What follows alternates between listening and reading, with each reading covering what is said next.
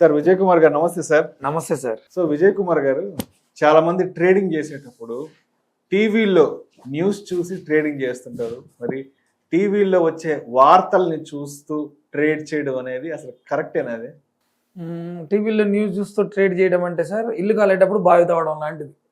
ఇల్లు కాలేటప్పుడు బావి తవ్వడం. ఓకే, ఎప్పటికి తవ్వాలి, ఎప్పటికి అరపాలి మనం, అంతే కదా. న్యూస్ వచ్చింది అంటేనే స్టాక్ మార్కెట్ అనేది పెద్ద ఓషన్ సార్. ఓషన్ అది అంతే. మన individual traders can't compete with them, అదైతే పక్క. మరి ఎందుకు ట్రేడింగ్ చేయాలి? మరి ఇంత పెద్ద ఓషన్ లో మరి చిన్న చిన్న మనం అందరం ఎందుకు ట్రేడింగ్ చేయాలంటే మనకంటూ ఒక సెకండ్ ఇన్కమ్ కావాలి. ఈ వచ్చే పోర్ట్ఫోలియో ఇన్కమ్ మనకు సరిపోదు, మన ప్రొఫెషన్ ద్వారానో మన బిజినెస్ ద్వారానో వచ్చేది సరిపోదు, కాబట్టి మనం ట్రేడింగ్ లోకి వచ్చాం. అంత క్లియర్ గా సార్. ఖచ్చితంగా ట్రేడింగ్ చేయాలి, ఇన్వెస్ట్మెంట్ చేయాలి. నేను ట్రేడింగ్కి అగెనెస్ట్ కాదు, మేము బతుకుతున్నది దాని మీద. కాబట్టి ట్రేడింగ్ ఖచ్చితంగా చేయాలి. మీరు న్యూస్ బేస్డ్ చూసి ఆ పర్టికులర్ 1 స్టాక్ ఆర్ 2 స్టాక్స్ చేయాల్సిన అవసరం ఉంది సార్. 3500 సమ్, నాకు నెంబర్ కూడా కరెక్ట్ తెలియదు. నేను 20 స్టాక్స్ కంటే నేను ఎక్కువ చూడను సార్. అసలు ఎవరైనా అడిగి పలానా హెచ్సిఎల్ ఏమైంది చెప్పమంటే నేను అసలు దాన్ని ఫాలో అనే నేను హెచ్సిఎల్ అందరూ అన్ని ఫాలో కాలేరు కదా. అవ్వద్దు కూడా. ఇప్పుడు ఇది జోదము, ఇది గుర్ర పందేలు అది అంటారు సార్. 10 గుర్రాలు బాగా పరిగెడుతున్నాయని తెలుసుకున్నారు 100లో. ఆ 10లో 3 ఎక్కువ సార్లు గెలుస్తున్నాయని తెలుసుకున్నారు. ఆ 3 గురించి తెలుసుకోండి, సరిపోద్ది. అర్థమైందా సార్? ఈవెన్ మనం గనక ఇది నిజంగానే గుర్ర పందెం అనుకుంటే 100 గుర్రాలు పరిగెడుతున్నాయి, 100ని మీరు ట్రాక్ చేయలేరు, మీరు బైనోకల్స్ పెట్టుకుని చూడలేరు.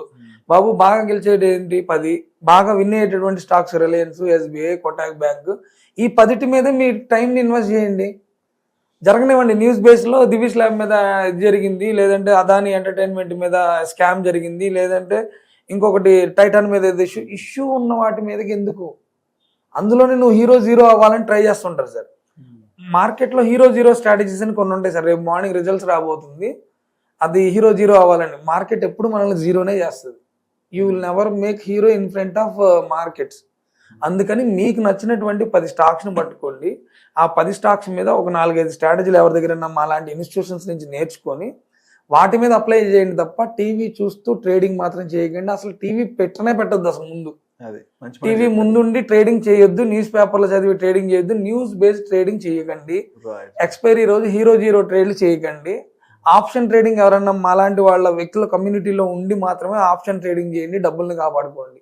సో ఇప్పుడు ట్రేడింగ్ చేయడానికి ఒక డేలో ద బెస్ట్ టైం అంటే ఏం చెప్తారు?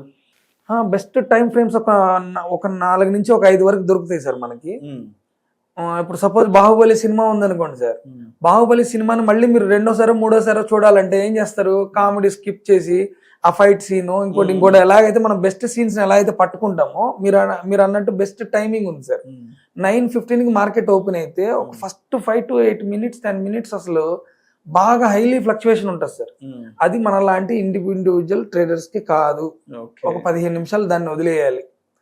వదిలేసిన తర్వాత మీరు ఇందాక మాటలు అన్నారు, ఏది ఓపెన్ రేంజ్ బ్రేక్అవుట్, ఓఆర్బి అంటారు దాన్ని. Open range breakout. ఈ 15 నిమిషాల క్యాండిల్ పైకి వెళ్తేనేమో నేను బై సైడ్కి వెళ్తా, ఈ 15 నిమిషాల క్యాండిల్ కిందకు వస్తేనేమో నేను సెల్ సైడ్కి వస్తా. ఈ 15 నిమిషాలు ఓపిక్గా లేక క్యాపిటల్ పోగొట్టుకునే వాళ్ళు బోల్డ్ మంది ఉంటారు. ఫస్ట్ 15 minutes క్యాపిటల్ పోగొట్టుకునే వాళ్ళని అడగండి, ఫస్ట్ 15 minutesలో పోయిన వాళ్ళు ఉంటారు. ఈ ఓపెనింగ్ రేంజ్ బ్రేక్అవుట్ అనేది 15 నిమిషాలు ఓపిక పట్టు. మార్కెట్లో కొట్టుకునే వాళ్ళని కొట్టుకోనివ్వు, మార్కెట్ని సెటిల్ అవుతుంది. నా డైరెక్షన్ ఇదని మీకు ఒక ఇండికేషన్ ఇస్తుంది. ఆ పేషెన్స్ మీరు పెట్టుకోండి. Patience is equal to profits అని మనకి స్టాక్ మార్కెట్లో చెప్తారు sir. Patience is equal to profits. అదేవిధంగా 9:30 నుంచి మీరు ట్రేడింగ్ చేసుకోవచ్చు సార్, బెస్ట్ టైం. తర్వాత మళ్ళీ 1 to 2:30, తర్వాత మళ్ళీ 3 నుంచి 3:15, ఇలా ఒక 2-3 టైం ఫ్రేమ్స్ లో మాత్రమే మీరు ట్రేడింగ్ చేయడానికి డిసైడ్ అవ్వండి. మీకు డబ్బులు పోయే ఛాన్సెస్ చాలా తగ్గిపోతాయి. అదేవిధంగా gap up, gap down trading అంటే ఏంటి? గ్యాప్ అప్ మీన్స్ మనం ముందు రోజు ట్రేడింగ్ లో ఉన్నాం సార్. మనం ముందు రోజు ట్రేడింగ్ లో 3 o'clock నాకు తెలిసి మేము ఒక 2:30 నుంచి ట్రాక్ చేస్తూ ఉంటాం. ఇది ఏ స్టాక్ లో ఎక్కువ వాల్యూమ్ ఇన్ఫ్యూజ్ అవుతుంది, వాల్యూమ్ షాకర్స్ ఏమన్నా. వాల్యూమ్ షాకర్ అంటే అమ్మ ఎంత వాల్యూమ్ వచ్చింది ఏంటి అనేది, ఏదన్నా వాల్యూమ్తో క్లోజ్ అవుతుందా, లేదంటే ఈ డే హైని బ్రేక్ చేసి ఏమన్నా స్టాక్స్ క్లోజ్ అవుతున్నాయని మనం ట్రాక్ చేస్తూ ఉంటాం సార్. ఎందుకు ట్రాక్ చేస్తామంటే ఈ డేలో ఇది ప్రాఫిట్లో ఉంటే రేపు మార్నింగ్ కూడా ప్రాఫిట్లోనే ఓపెన్ అవుతుంది, 90% ఓపెన్ అవుతుంది అనే ఒక హోప్తో మనం దాన్ని ఇది చేస్తూ ఉంటాం. దీనికే గ్యాప్ అప్ ఓపెన్ అవుతుంది కదా అని చెప్పి మనం ముందు రోజు ఆ స్టాక్ను కొంటాం. దీనికి కొనడానికి కూడా కొన్ని స్ట్రాటజీస్ ఉన్నాయి సార్. ఓన్లీ ప్రైస్ మాత్రమే చూసి ఎంటర్ అవ్వకూడదు. లేదు ఈరోజు స్టాక్ న్యూస్ ఏదో బ్యాడ్గా వచ్చింది దాని మీద, ఈ స్టాక్ ఈరోజు బాగా డే లోలో క్లోజ్ అవుతుంది, డే లోలో దానికి ఉన్నటువంటి 1000 రూపాయల నుంచి 900కి వచ్చింది, 900లోనే దగ్గర క్లోజ్ అవుతుంది. ఇది రేపు మార్నింగ్ ఇంకా లోలో క్లోజ్ అవ్వచ్చు అనేది. సపోజ్ నిఫ్టీ సార్ ఈ మధ్య అసలు గ్యాప్ అప్లు గ్యాప్ డౌన్లు అనేవి ఫ్రీక్వెంట్గా కనిపిస్తున్నాయి. నిఫ్టీల్లో గ్యాప్ అప్ అయితే 300 పాయింట్స్, గ్యాప్ డౌన్ అయితే 300 పాయింట్స్. గ్యాప్ అప్ అంటే ముందు రోజు క్లోజింగ్ నుంచి ఒక ఎక్కువ ఫార్ అవేలో ఓపెన్ అవ్వడం గ్యాప్ అప్, ముందు రోజు క్లోజింగ్ నుంచి ఫార్ డౌన్లో ఓపెన్ అయితేనేమో గ్యాప్ డౌన్. సో అదేవిధంగా market order versus limit order అంటారు కదా, ఏంటది? మనం ఒక రిలయన్స్ ఉంది సార్, రిలయన్స్ని ఒక 1300లో బై చేయాలనుకున్నాం అనుకోండి, 1300 ఉంది అక్కడ, మార్కెట్ ప్రైస్ 1300 ఉంది, మీరు ఎంటర్ అయ్యారు 1300లోనే కొనేసారు, దాన్ని మార్కెట్ ఆర్డర్ అంటాం సార్. లేదు నేను 1320 దీని డే హై, ఏది ఈరోజు రిలయన్స్ డే హై 1320 ఉందనుకోండి సార్, ఈ 1320 బ్రేక్ అయితేనే నేను తీసుకుంటానంటేనేమో దాన్ని లిమిట్ ఆర్డర్ అంటాం సార్. ఉన్నది ఉన్నట్టుగా ప్రైస్లో కొనడమేమో మార్కెట్ ఆర్డర్, లేదు నేను సమ్ పర్టికులర్ పాయింట్ ఆఫ్ ప్రైస్కి వచ్చిన తర్వాత కొంటా అంటేనేమో limit order sir. So Vijay Kumar గారు, ఇప్పుడు ట్రేడింగ్ గురించి మాట్లాడుకున్నప్పుడు తప్పనిసరిగా రిస్క్ మేనేజ్మెంట్ గురించి కూడా మాట్లాడుకోవాలి కాబట్టి, ఎస్ మన క్యాపిటల్ని అసలు ఎలా ప్రొటెక్ట్ చేసుకోవాలి? అసలు క్యాపిటల్ని ప్రొటెక్ట్ చేసుకోవడం మాత్రమే మనం చేయాల్సిన పని సార్. మార్కెట్లో మనం బై చేసినప్పుడు ఆ ఇండివిజువల్ స్టాక్ మూవ్ అవుతుందా మూవ్ అవ్వదా అనేది మన చేతుల్లో లేదు సార్. మనం బ్యాక్ టెస్ట్ చేసుకున్నటువంటి ఏదైనా ఒక స్ట్రాటజీ ప్రకారం మీరు ఎంటర్ అయ్యారు, ఖచ్చితంగా stop loss is the god for trading. మీరు ఒకటి రాసి పెట్టేసుకోవాలి అక్కడ, స్టాప్ లాస్ అనేది మాత్రమే మనల్ని రక్షిస్తుంది. దానిలో ప్రాబబిలిటీ గేమ్ అనేది మీరు అర్థం చేసుకొని రండి. ప్రాబబిలిటీ గేమ్ అంటే నెంబర్ ఆఫ్ ట్రేడ్స్ కనుక నేను చేయగలిగితే నా విన్నింగ్ పర్సంటేజ్ పెరుగుతుంది. అంటే మీ దగ్గర ఉన్నటువంటి క్యాపిటల్ని మీకు నచ్చినటువంటి ఒకటే ట్రేడ్లో డిప్లాయ్ చేయకండి, 4 ట్రేడ్లకు పెట్టుకోండి. మీ దగ్గర 50,000 ఉంది, 4 ట్రేడ్లలో 4 ఐడియాస్ మీన్స్ ఐదర్ ఎవరన్నా సలహాలు, మాలాంటి వాళ్ళ సలహాలు కానీ, లేదా మీ ఓన్గా రీసెర్చ్ చేసి బ్యాక్ టెస్ట్ చేసినటువంటి స్ట్రాటజీ కానీ, లేదా ఆ రోజు ఉన్నటువంటి ప్రైజ్ యాక్షన్ను ఇంకోటో మీరు నమ్ముకొని దిగినటువంటి, పేషెన్స్గా వెయిట్ చేసిన తర్వాత మాత్రమే మీ క్యాపిటల్లో 25 to 30% పెడతారు మీకు నచ్చినటువంటి ఒక ట్రేడ్లో. దీనిలో సమ్ పాయింట్లో స్టాప్ లాస్ వస్తే మీరు ఎగ్జిట్ అవ్వాలి. ఒక ట్రేడ్ ఫెయిల్ అయ్యారు, రెండో ట్రేడ్లో ఇంకొక 25% పెట్టారు, ఇది కూడా ఫెయిల్ అయ్యారు, మూడో ట్రేడ్లో పెట్టారు, ఇది మీకు అనుకున్నటువంటి ఫస్ట్ టార్గెట్ ఏదో ఇచ్చింది, ఒక 25% మనీ వస్తుంది. మీరు 20,000 పెట్టారు, ఒక 4,000 వస్తుంది, ప్రాఫిట్ బుక్ చేసుకోండి. లేదు మీరు 20,000 పెట్టారు, ఒక 5,000 6,000 వస్తుంది, ప్రాఫిట్ బుక్ చేయండి.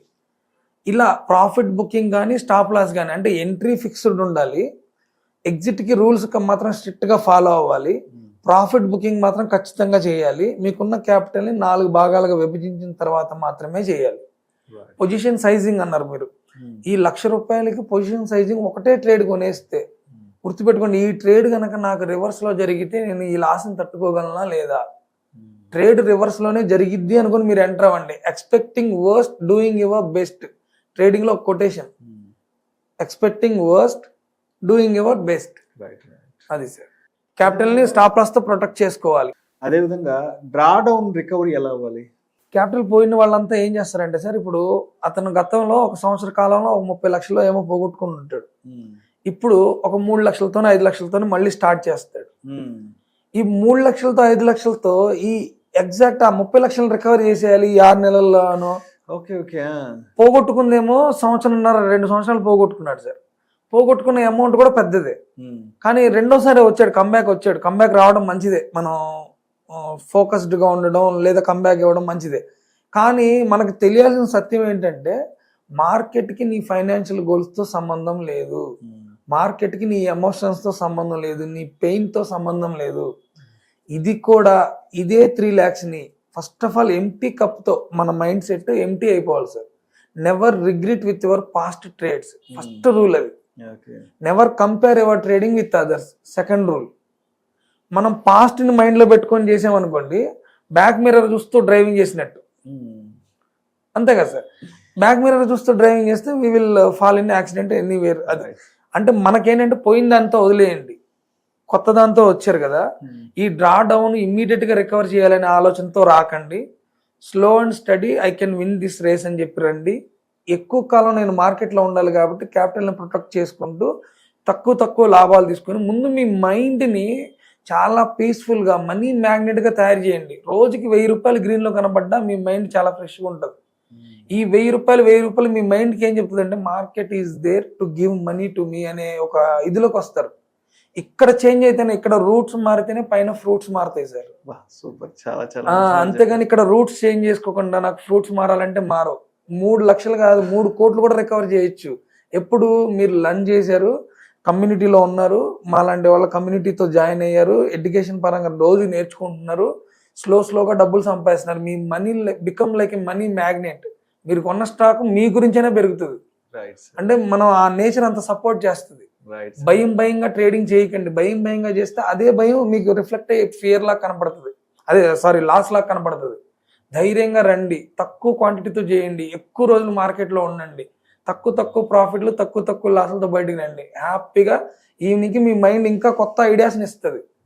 ఎక్కువ పొజిషన్ కొనేసి స్టాప్ లాస్ లేకుండా ఉండి నైట్ నిద్ర లేకుండా టెన్షన్ పడుతూ రేపొద్దున్న ఏమైతే ఈ టెన్షన్లన్నీ వదిలేస్తే సగం market will give you money. అవన్నీ మేము చేసాం సార్. డబ్బులు పోగొట్టాం, నిద్ర లేకుండా ఉన్నాం, అన్ని రకాల తప్పులు చేసేసాం మేము. అన్ని తర్వాత ఈ గురువుల వల్ల మనం నేర్చుకొని ఇప్పుడు కొద్దిగా ఏదో దాని మీద ఇదవుతున్నాం. Thank you sir, thank you so much Vijay Kumar garu. Thank you sir. ట్రేడింగ్కి సంబంధించి అన్ని రకాల చాలా ఇంట్రెస్టింగ్ ఫ్యాక్ట్స్ గురించి, మరీ ముఖ్యంగా ట్రేడింగ్ సైకాలజీ గురించి, అంటే సైకాలజీ పరంగా మైండ్ సెట్ పరంగా మనం ఎలా ఉంటే ట్రేడింగ్ చేయొచ్చు అన్న దాని గురించి చాలా మంచి విషయాలు మన సుమన్ టీవీ ఆడియన్స్ షేర్ చేసుకున్నారు. Thank you so much Vijay Kumar. Thank you so much sir.